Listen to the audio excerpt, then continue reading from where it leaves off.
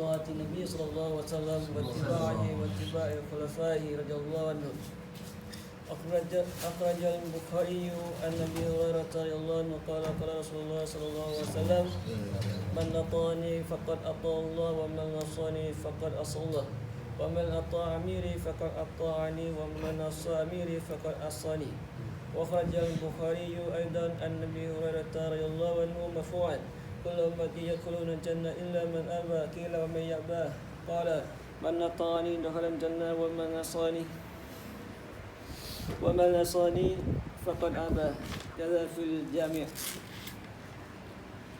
وأخرج الترمذي عن عبد الله بن عمرو رضي الله عنهما قال قال رسول الله صلى الله عليه وسلم لا يأتين على أمتي كما أتى على بني إسرائيل أزوان علي بن علي حتى إن كان منهم من أتى أمه علانية لكان في أمتي ما يصنع ذلك وإن بني إسرائيل تفرقت على 72 ملة وتفترق أمتي على 73 ملة كلهم في النار إلا ملة واحدا. قالوا من هي يا رسول الله؟ قال ما أنا عليه وأصحابي. وأخرج الترمذي وأبو داود ولفظ له عن العرباد ابن سارية رضي الله عنه قال صلى بنا رسول الله صلى الله عليه وسلم ذات يوم ثم أخبر علينا بوجهه فوضعنا موعظة بليغة ذرفت منها العيون ووجلت منها القلوب. فقال رجل يا رسول الله كأن هذه الموعظة المودع فماذا تعهد إلينا؟ قال أوصيكم بتقوى الله والسمع والطاعة وإن كأبدا حبشيا فإنه من يعش منكم بعدي فسيرى اختلافا كثيرا فعليكم بسنتي وسنة خلفاء الراشدين المهديين تمسكوا بها وعضوا عليها بالنواجذ وإياكم ومحدثات الأمور فإن كل محدثة بدعة وكل بدعة ضلالة.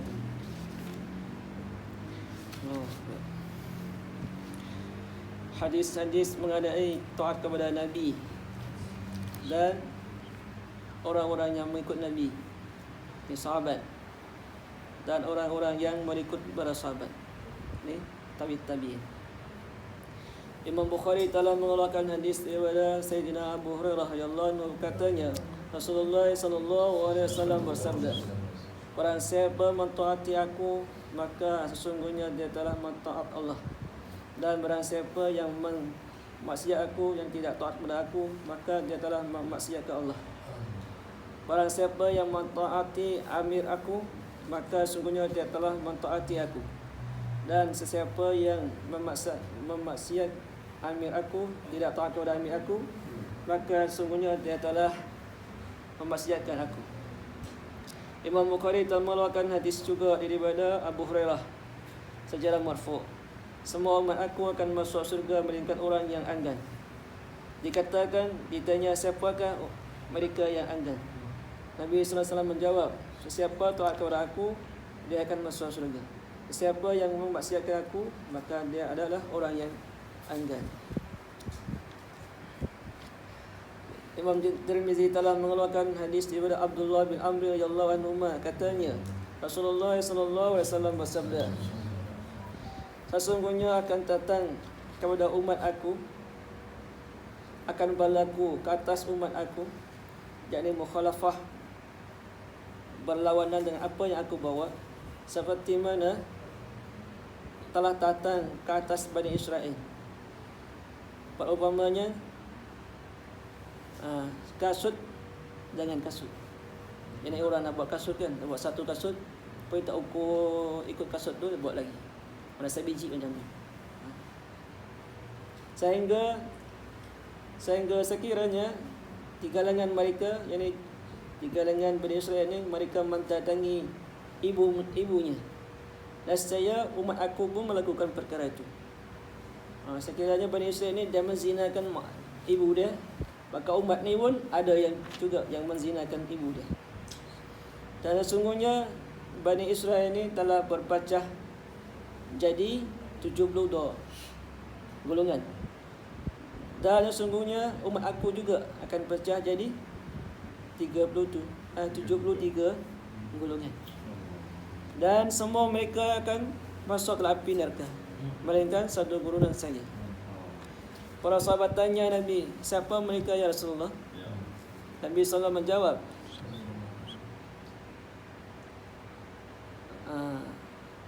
apa-apa yang aku membawa, aku berada, yakni sunnah Nabi dan para sahabat.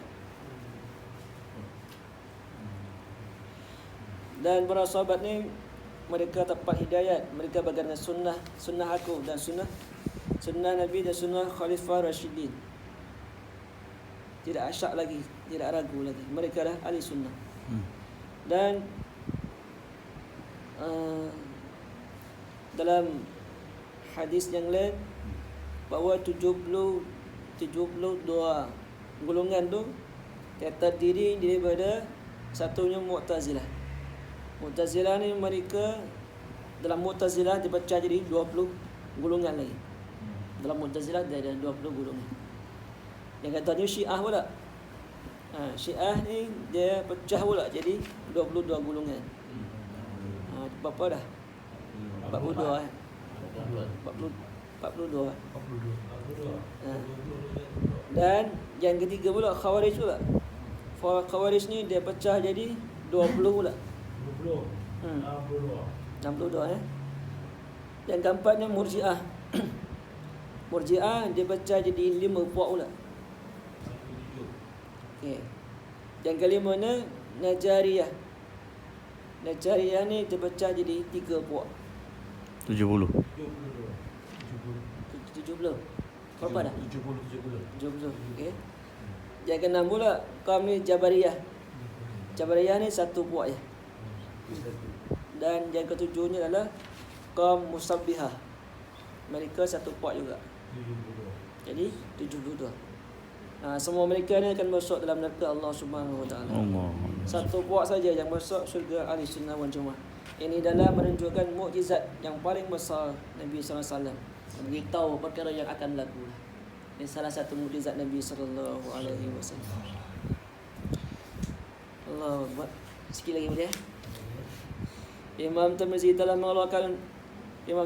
dan Imam Abu Dawud telah mengeluarkan hadis lafaznya sama juga, tapi daripada Irbad bin Sariyah radhiyallahu anhu, katanya Rasulullah SAW telah salat bersama kami pada suatu hari. Kemudian Nabi SAW menghadap ke arah kami dengan mukanya. Lalu Nabi SAW menasihati kami satu nasihat yang cukup sempurna. Nasihat cukup sempurna. Maka air mata dengan asbab nasihat tadi, air mata kami ini mengalir. Dan hati-hati kami takut gemetar. Ada seorang berkata, wahai Rasulullah, seolah-olah nasihat ni nasihat yang terakhir.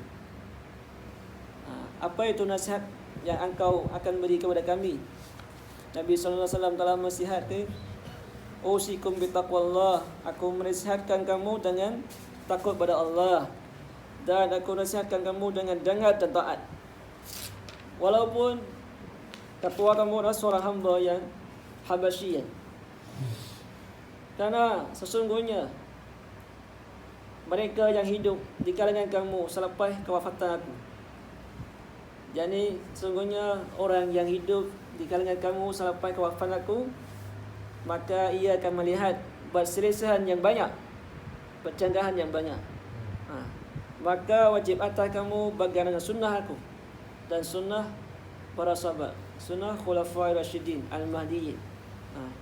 Berpegang dengan sunnah sahabat, dan gigitlah atas sunnah itu dengan gigi geram. Dan waspadalah kamu ke atas perkara yang dibaru-barukan. Sesungguhnya semua perkara yang dibaru adalah bid'ah, dan setiap perkara bid'ah adalah sesat. Tapi contohnya mulia, bukan semua perkara bid'ah sesat. Ada juga bid'ah yang baik, bid'ah yang hasanah. Bid'ah yang mana ada kaitan dengan usuluddin, kan? Qawaidul usul, qawaidul usul, kan? Seperti mana dalam hadis Nabi sallallahu alaihi wasallam dalam hadis riwayat oleh Imam Muslim, man sanna fi islami sunnatan hasanatan falahu ajruha wa ajru man amila biha ila yaumil qiyamah. Siapa yang dia membuat satu perkara yang baik, maka untuknya dalam Islam, maka untuknya ada pahala dan juga pahala orang yang aman dengannya sampai hari kiamat. Seperti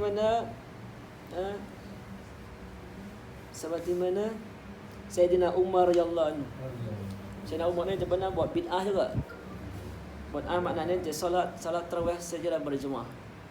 Dan bid'ah ni pada Sayyidina Umar. Dan Sayyidina Umar kata, ni'matul bid'atu hazihi. Dia kata sebaik-baik bid'ah lah ini. Allah. Sayyidina Umar kan dia solat sini sikit. Dia Islam ni macam tengok macam tak satu hati kan. Dia kumpul semua balik solat satu Jumaat. Yang jadi imamnya Ubay bin Ka'ab. Ubay bin Ka'ab jadi imam untuk satu je. Ini bid'ah. Sayyidina Umar kata ini sebaik-baik bid'ah. Jadi tuntun bid'ah adalah bid'ah hasanah juga, ada bid'ah dalalah. Dituntun kepada kita dengar semua kan, tentang kita taat kepada amir kita kan. Siapa saja kan, kalau tak ada sifat taat tak guna kan. Hatta kalau dalam madrasah kan, pelajar sampai daurah lah, tinggal 2-3 hari dah habis lah. Tapi tak ada sifat taat, dibuang juga. Jadi sifat taat ni paling tinggi. Siapa taat dia akan berjaya kan. Macam iblis kan tak taat pada Allah, Allah suruh sujud tak nak sujud kan. Zazin kan tak taat. Kesudahan dia kita tahu kan. Tuntun mula kita doa supaya Allah SWT beri kita sifat taat pada Allah, taat pada amrisal kita, taat pada orang yang tanggungjawab kita, insya-Allah. Bismillahirrahmanirrahim.